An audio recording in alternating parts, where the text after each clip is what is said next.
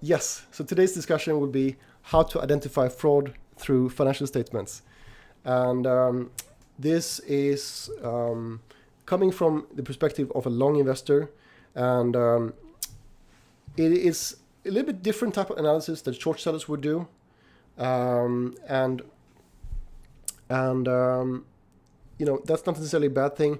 I don't have the resources that a short seller has.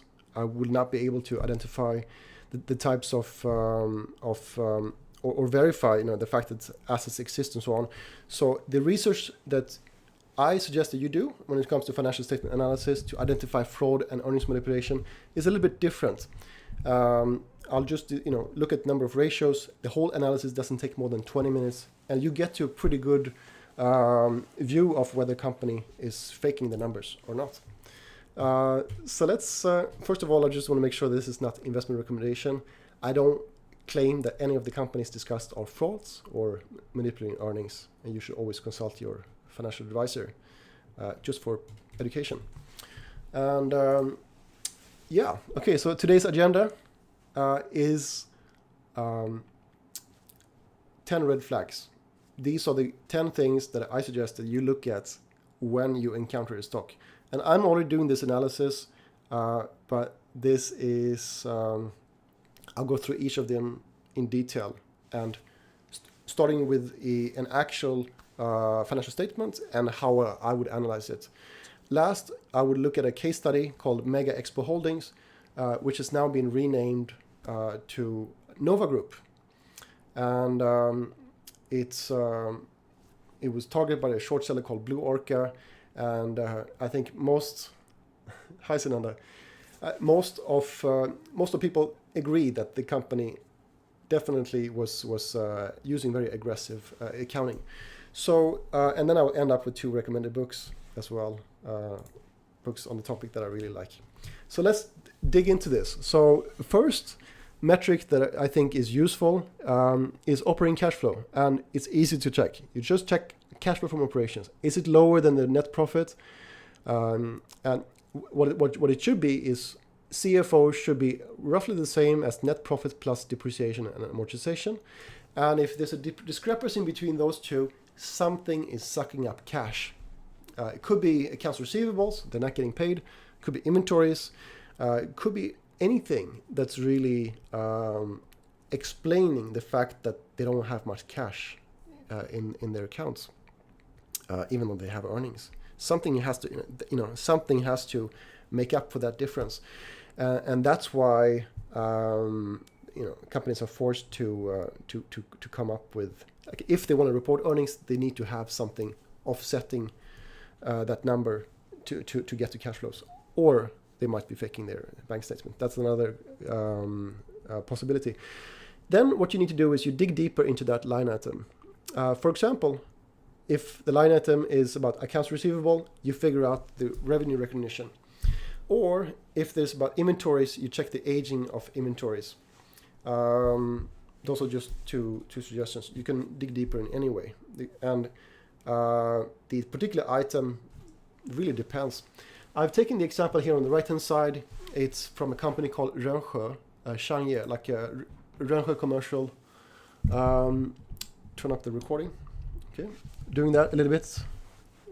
Hopefully this works better. So on the right-hand side, you see the cash flow statement from a company called Rönnskär, which I think produced they built underground parking garages. And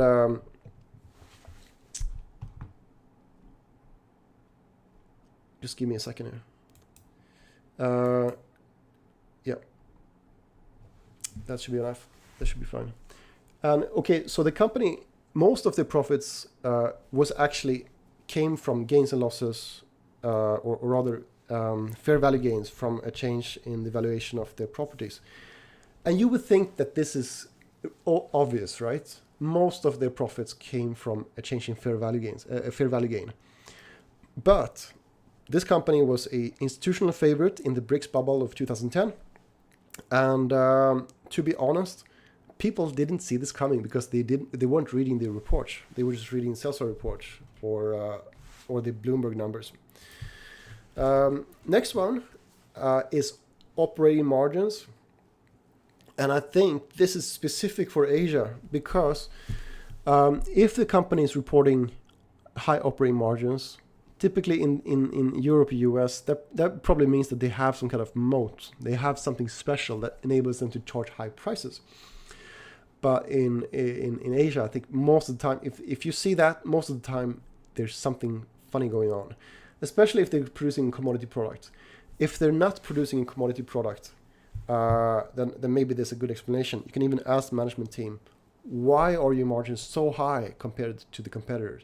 Are there switching costs or network effects or scale advantages or something like that? So there's always a reason for it. And very often, it's one of two things. It's either the fact that they have a sister company that takes some of the expenses, maybe they employ some of their staff, and you don't see them in the Lisco. Or the second explanation could be that they're recycling cash.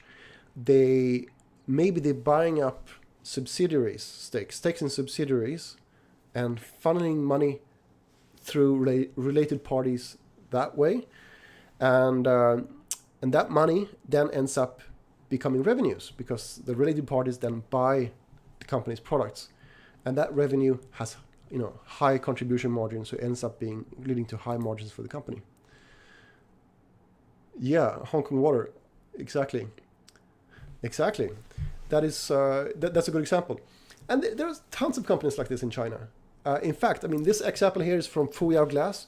I don't even know if it's a fraud. Probably not. I mean, it's part of this Netflix show that you may have seen on China Factory, something like that.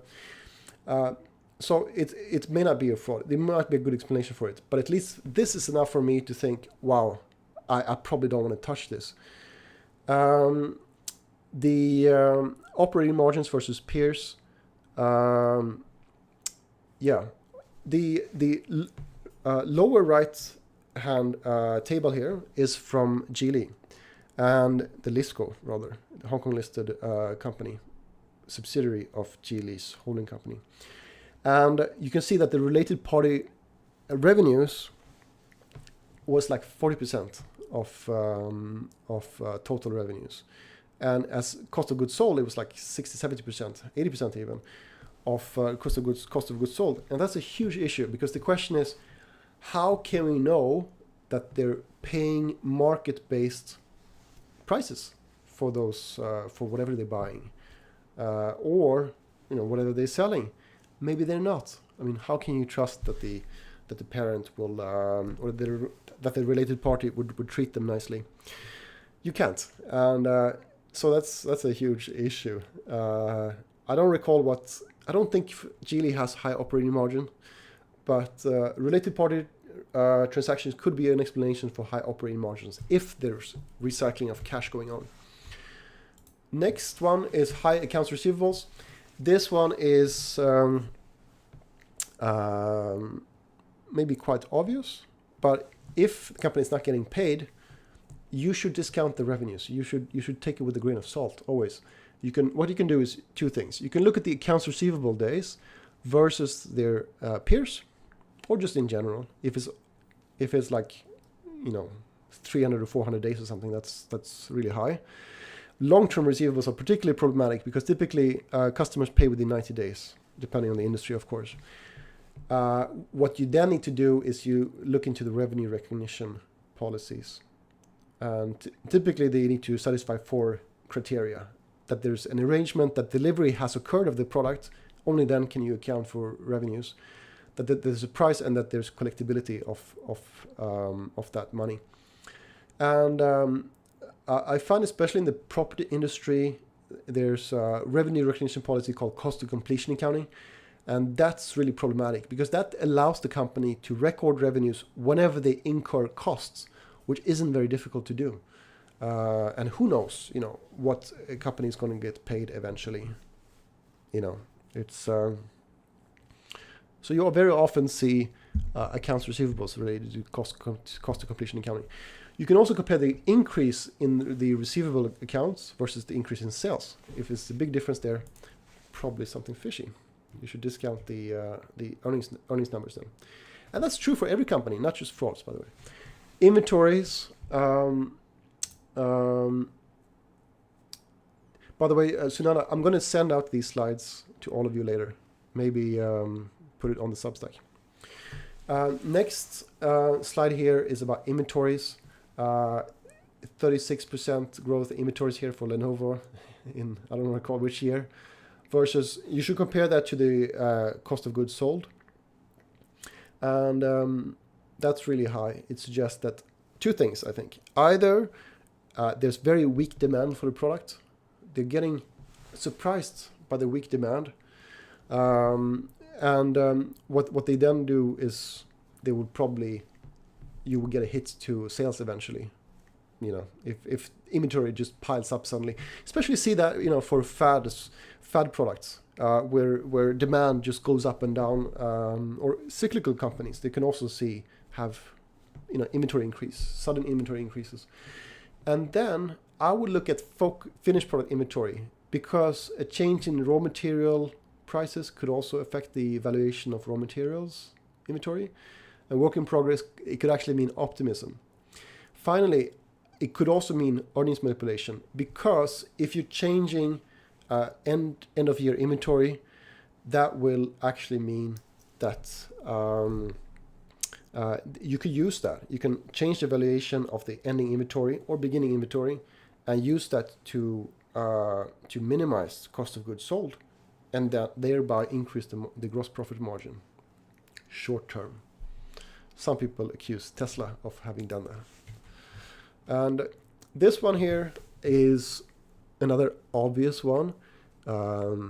Always check that. I mean, it's such an easy thing to do as well. Check whether they're paying tax.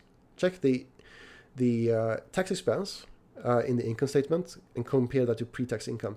It should be roughly the same as statutory tax rate. If it isn't, you look in the footnote and you will probably find out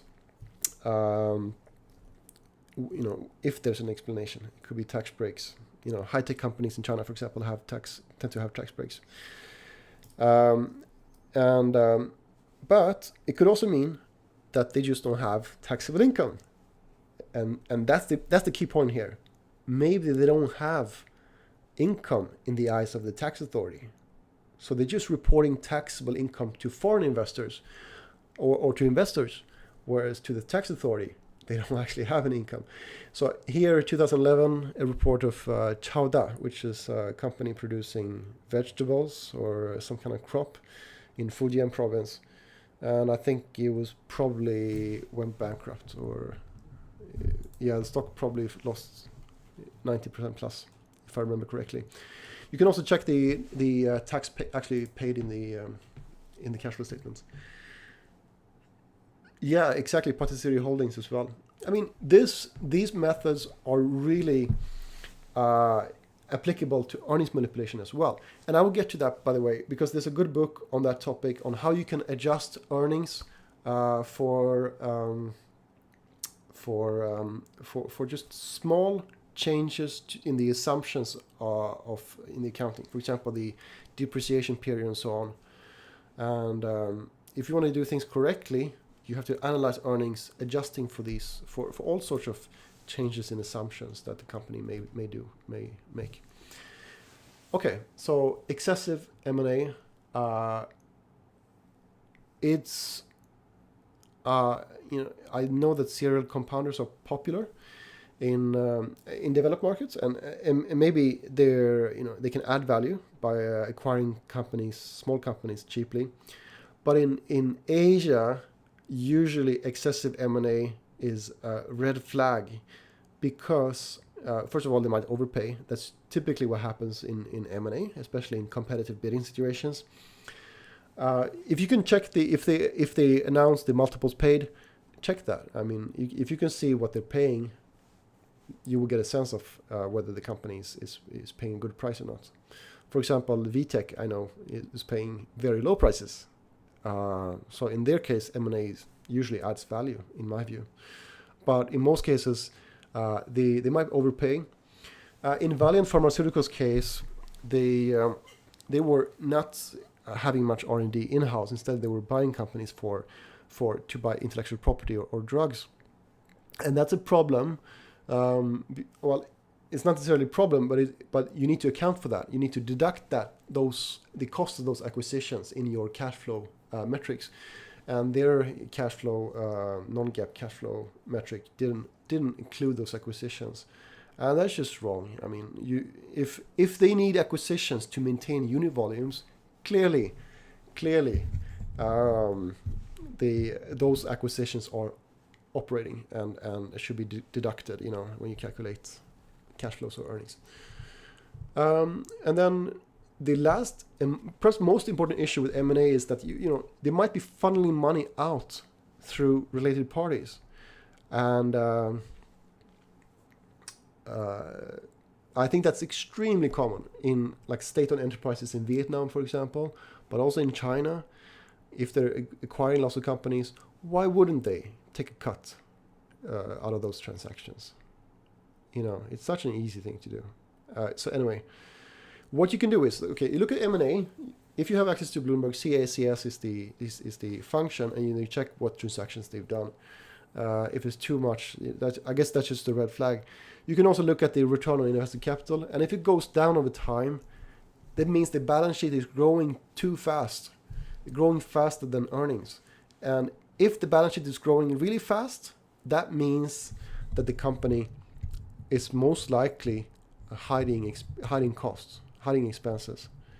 They're acquiring companies, but they're not writing down the goodwill, or maybe they're outsourcing R&D, stuff like that. So this is Alibaba. Here's Alibaba's return on capital. I'm not saying it's a fraud at all, but it is quite low at 8%, using the operating profit line, not including the stuff below the operating profit. 8% is a little bit weak. The key metrics. Okay, this one is interesting. This is something that few people do. The right-hand side. Well, first of all, okay, so what you do here is you take the key building block of the business.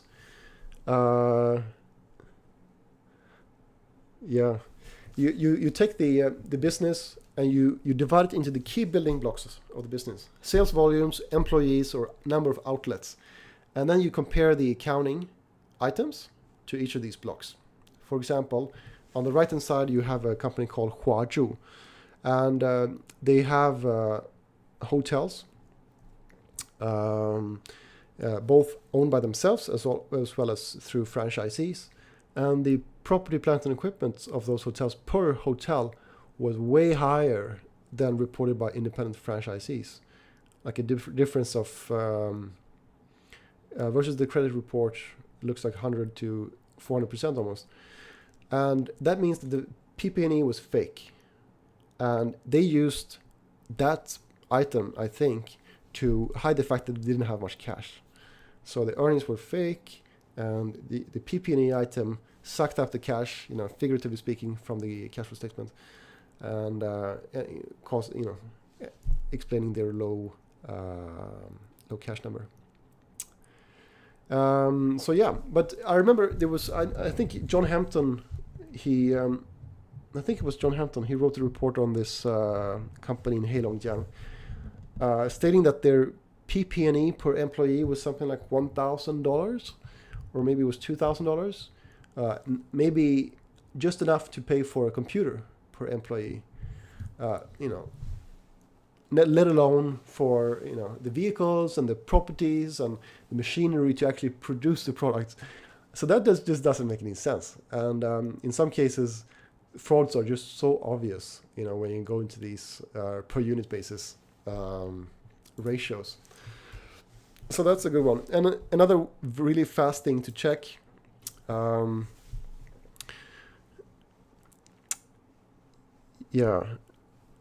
think it was Sinoforest who was mentioned in the movie The China Hustle, if I'm not mistaken. In any case, so bond yields or borrow costs are easy thing to check. If the borrow cost is really high, like 8% to 10%, above 10%, the company is not deemed creditworthy by creditors, and that is problematic because first of all, they may not be able to get out of their debt. if their return on assets is extremely weak, let's say in the mid-single digits, as was the case for Evergrande here, which I wrote about in 2018, and they were borrowing it over 10%, then it's hard to get out of your debt burden. You just keep on accumulating or compounding the debt. The other thing is here, creditors are smarter than equity guys. And what I found often is that they will look at the accounting in a much greater detail, and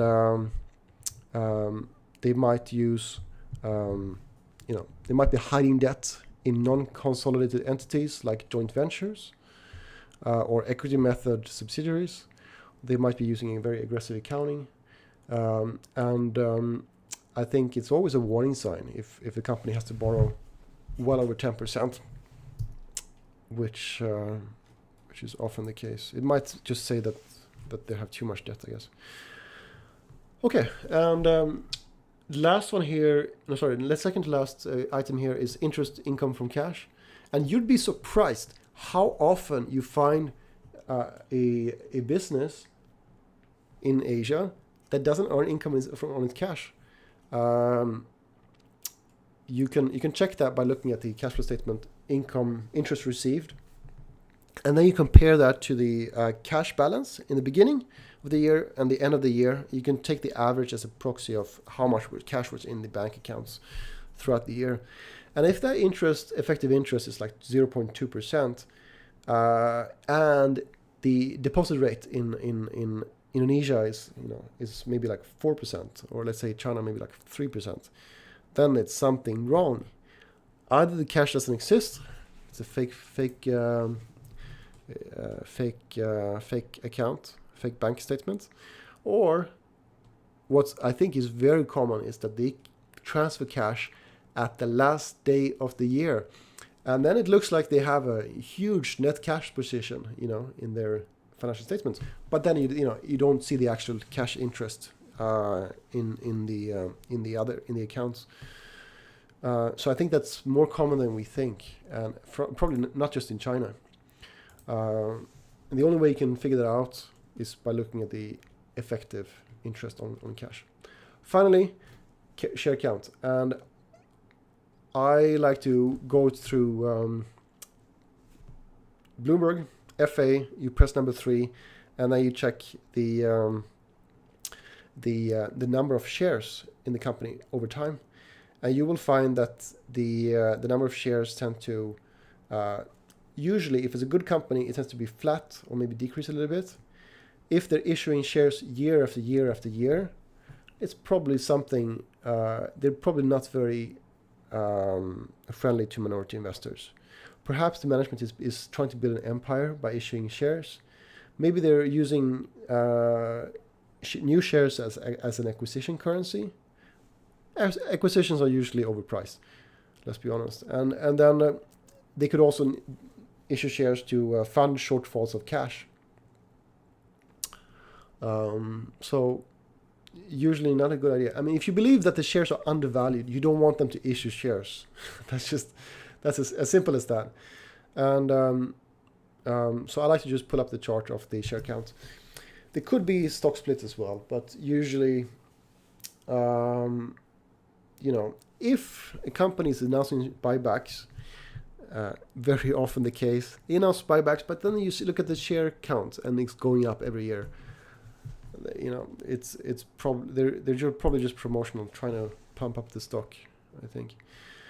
Okay, so these are the 10 things that I look at very fast.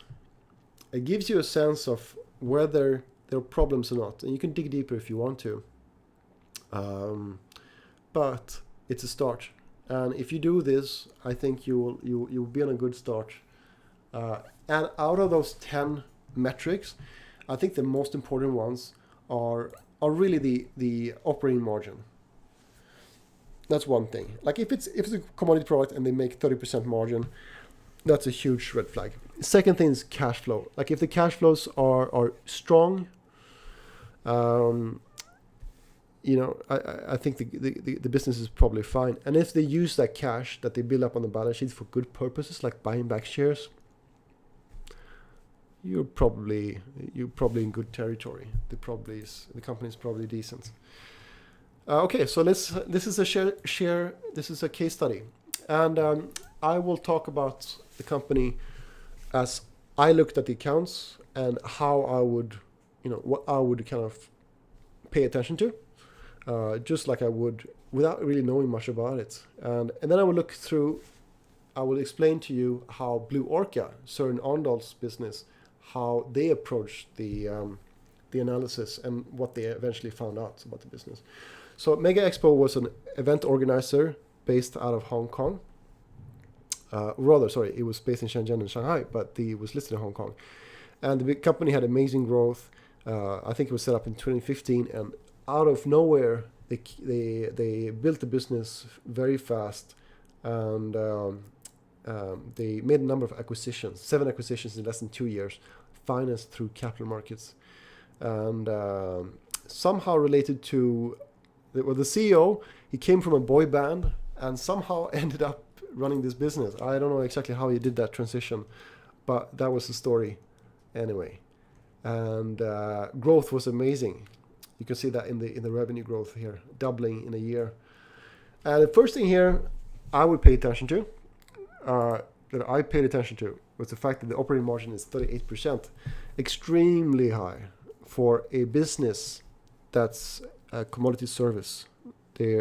What they do was they sold equipment to bars and KTVs and such, and they also provided. It was a talent agency, and they also provided consulting services. But in any case, 38% is really high. There's another company in the sector, exhibition and events industry, called Pico Far East, and I think their margin is like 10%. So that just doesn't make any sense. And tax rates is fine. I think they paid tax in Hong Kong. The next thing here is on the balance sheet. You find there was goodwill on the balance sheet. I think I haven't written here, but it's about half of equity was in goodwill. And that goodwill arose through those acquisitions. 70-80% of the consideration of those acquisitions was goodwill, and not many other assets. Huge increase in receivables, way faster than the revenue growth. So the company wasn't getting paid for its services. That's weird. And if you calculate the total amount of receivables, they were about 303 days of revenues. Maybe the revenue would grow a little bit, but still really, really high. And normally customers will pay within 90 days or 30, 90 days, something like that. Also, they borrowed in a corporate bond with an interest rate of 10%.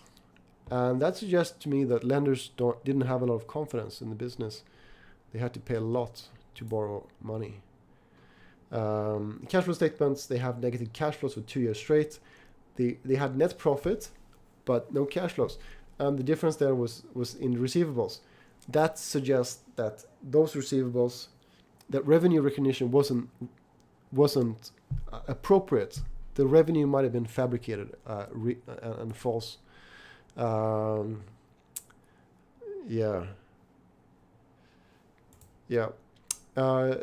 in the second part of the cash flow statements, acquisitions of subsidiaries and acquisitions of unlisted investment fund.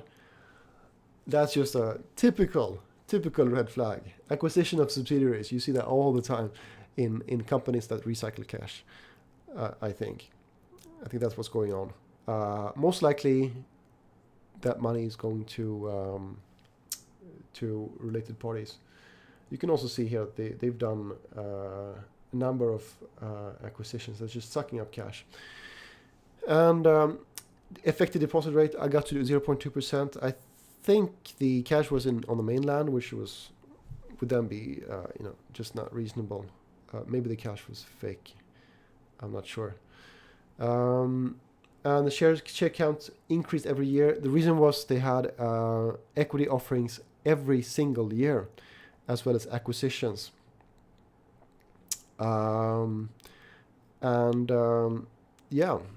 They just kept issuing shares and God knows where the cash ended up. So let's look at the solution then. The answer. This is Blue Orca's report in 2019. What they found was that the 7 acquisitions that they funded through capital raises, they were empty shells with no revenues, no assets, no track record in most cases. And 95% of their revenues came from undisclosed related parties, especially an entertainment group called Noah's Ark, which owned bars and KTVs in Shanghai and was also engaged in prostitution, according to Blue Orca. And they were unable to find any evidence of operations at 2 of Mega Expo's key subsidiaries. And that's analysis that's hard to do as a long investor, but anyway, this is what was going on. They found that an employee of one of the subsidiaries had an email address belonging to Noah's Ark, the prostitution ring, or the entertainment group, which might have been, related to the mafia somehow. You can read the report; it's fantastic. The appraiser and auditor behind Mega Expo had also been behind several of Hong Kong's largest frauds, and that's another huge red flag. They also made the case that the valuation was 22 times book, 13 times price sales, so that explains why the stock fell so much. This is the date of Blue Orca's report. It fell about 50%, and then finally in 2020, just before their fiscal 2020 earnings came out, the stock price fell, and then profits fell by 60%. So yeah,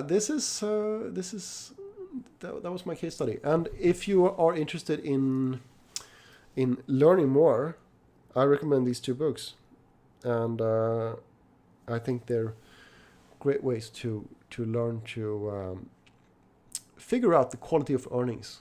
And if you look at a report, of a company, don't take the growth numbers at face value. It's good to go through his list, Thornton and Glove's list, in his book, and just adjust the growth numbers for changes in the assumptions, accounting assumptions, things like the depreciation schedule or increase fast growth in accounts receivables, stuff like that. So it's more about earnings manipulation. And the second book on the right-hand side here is called The Art of Short Selling by Catherine Staley. And I think it's a fantastic book, maybe the best one ever written on short selling, how they apply financial analysis in their campaigns, and how they trade stocks all the way down to zero. So that concludes my presentation today. And I'm so sorry about the technical issues. I mean, that was hugely, that was a huge fail on my part, but hopefully next time it will be better.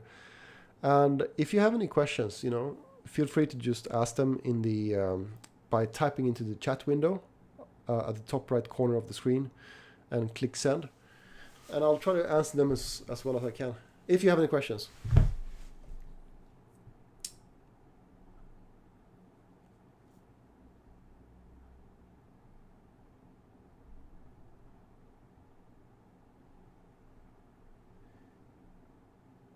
Yeah, you're mentioning a few cases of frauds. Orient Paper, it's a classic. That was the one that Carson Block wrote on in 2011, I think, maybe 2010, probably 2011. And tons of companies like that in Hong Kong. Well, thank you so much. Thank you so much. I like your work, by the way. I'm gonna put up this presentation on the YouTube channel, and probably edit it a little bit. Hopefully, for the people who view the recording, they will get a better experience than what you got. So apologies for this, and if you're interested in Sure, Tom. Yeah, okay. So the first 5 points, let's go through to the agenda actually, just so you can see it from a top-down view here. So my 10 red flags here. Operating cash flow. I think this is the key point here. Like, you want to see actual cash flow, but you could also, I mean, sometimes you can see operating cash flow, strong operating cash flow, but then there's something sucking up cash in the investing part of the cash flow statement. That's very often the case. Or there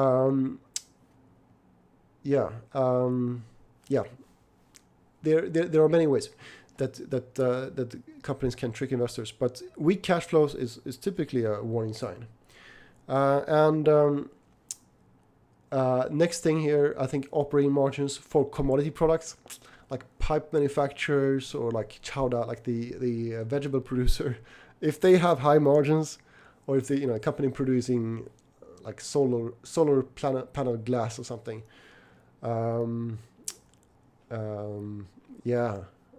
that's just not something I would accept at face value.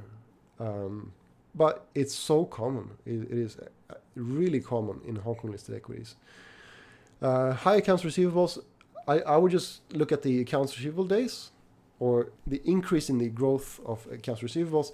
If they're not getting paid, then something is wrong. Maybe they're either providing very lax credit terms, or there's some issue there with just the revenue recognition, that they're not doing it properly. They're accounting revenues for something that's for products that haven't been delivered, or in other ways of inappropriate recognition of revenues. Inventories, that's I think seen less common, but you can boost gross profit margin by playing around with the valuation of ending inventory. And if tax rates, I think the key point there is, if they're not paying taxes, they probably don't have any taxable income. And if they don't have any taxable income, there probably isn't much income to talk about. I think the tax authorities, they don't mess around. Like, their standards are very strict, and so that's a huge red flag. So those were the 5 first points. Many small cap companies have accounting shenanigans. So how many shenanigans is okay for a business? I think, honestly, okay, so if they don't have any operating cash flows, that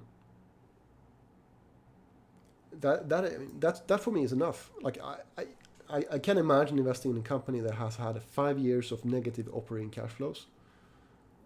I'm not talking about free cash flow, I'm talking about operating cash flow. So that to me is a warning sign enough. If they're not paying tax at all, that's also enough. So that's just one of those 10 that I would look at. M&A, I mean, okay, so let's say like these pharma distributors in China, they have tons of M&A. Shanghai Pharma, or maybe there are a bunch of them, Sinopharm and so on. Like, if you look at their acquisitions, they have tons of acquisitions, but it's part of the business. I'm sure there's cash being taken from the managers that are running these businesses. They're probably taking a cut out of those transactions, probably. But at the same time, they make 10% return on equity, or maybe a return on invested capital. And that's fine, because if you're paying 5 times earnings for the stock, maybe that's fine. Maybe. So I wouldn't, like, M&A is not necessarily a deal breaker, at least not for me. And inventory increase, I would just dig deeper and figure out what's going on. For example, Lenovo had sometimes they've been more aggressive with their accounting than other times, but they still produce real products. You know that they produce real products. You know that they're quite popular. So it depends then. I mean, are you paying a high price for the stock, or are you just it really depends on I think on what you're paying, and if you're willing to invest in a company that plays around a little bit with the assumptions, accounting assumptions.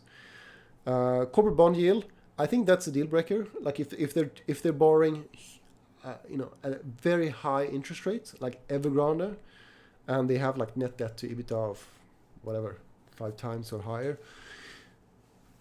Yeah, I would probably not do that unless maybe it's in Japan or something where lenders are nicer. And then those are the key things. But rising share count, it may not be an issue necessarily. I'm not really following the Silvergate scandal, Sunanda. But the only thing I can say about I'll get back to that on that Protec. So the only thing I would say about Silvergate, because I don't really follow it, is that I guess 2 things. One thing is, if you are, if you're taking on a short seller like Aurelius, or like Nathan Anderson, or Carson Block, or Søren Ondal, you better know what you're doing, because these guys, they don't mess around. You typically don't stand a chance, against a short seller who's serious, who has the resources, and has spent 2 or 3 months digging into a company. So taking the other side of that trade is personally not something that I would not do. There's no way I would do that, personally. So I don't know anything about Silvergate, but yeah, Aurelius has really good. I think it's Aurelius, right? Who is on the other side, who's selling the stock. Yeah, there are easier situations to get into, and financials are difficult because they're black boxes. Plus, if they're involved in businesses which are, with unsavory characters, then maybe that's just the tip of the iceberg. I don't know, but I don't know the Silvergate situation myself enough to tell. But I personally stay away from anything to do with cryptocurrencies and get rich quick schemes. Tom asks about small caps. You've seen companies which accounting inconsistencies that pass most of the tests. Yeah, okay. Yeah. I don't know.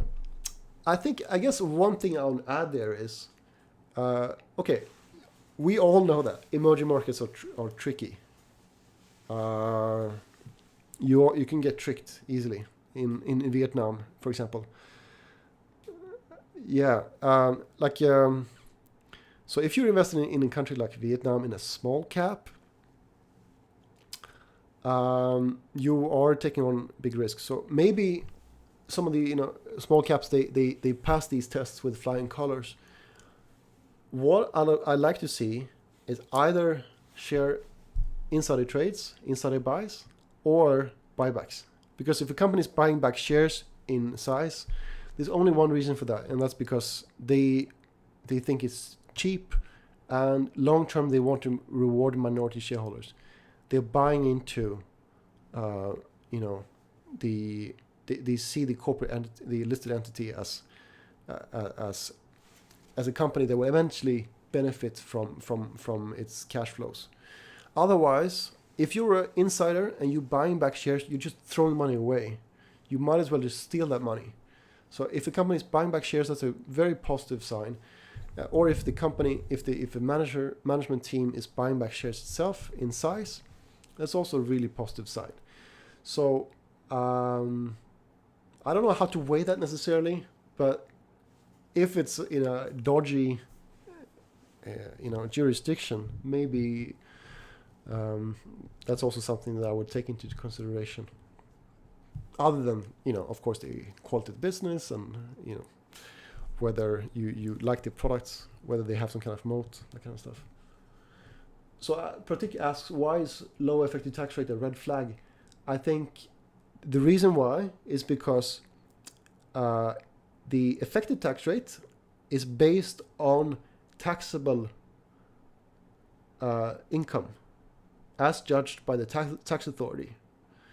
And if they don't have any, effective tax paid, if they don't have any tax expense, that probably means that the tax authority doesn't think that they have any taxable income. And if they don't have any taxable income, they're probably not profitable. So that's the reason. So if the effective tax rate is like 5% each year after year after year, and it's not a high-tech business, there's no reason why it would have some kind of, any kind of tax benefits. And the tax paid, is also similarly low. That's I think that's, for me, that's a huge issue, because so I took the example of Jean. They had one-off gains.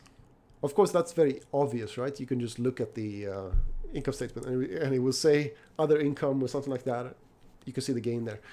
But just an example, I think in that case, I don't think they had much taxable income, because you don't get taxed by changes in the assumptions of a model of a fair value of a property.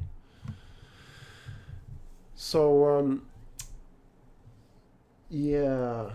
equivalent of SEC in Hong Kong, SFC. Yes, there is, but has to place improve against the fine fraud. The issue with Hong Kong, I think, it's not the fact that there's not a rule of law. There is, but it's not that difficult for a company to acquire an asset on the mainland, or acquire an asset in Indonesia or somewhere, and then they might be paying too high price for that asset. Double the price. And who's to say that the valuation is wrong?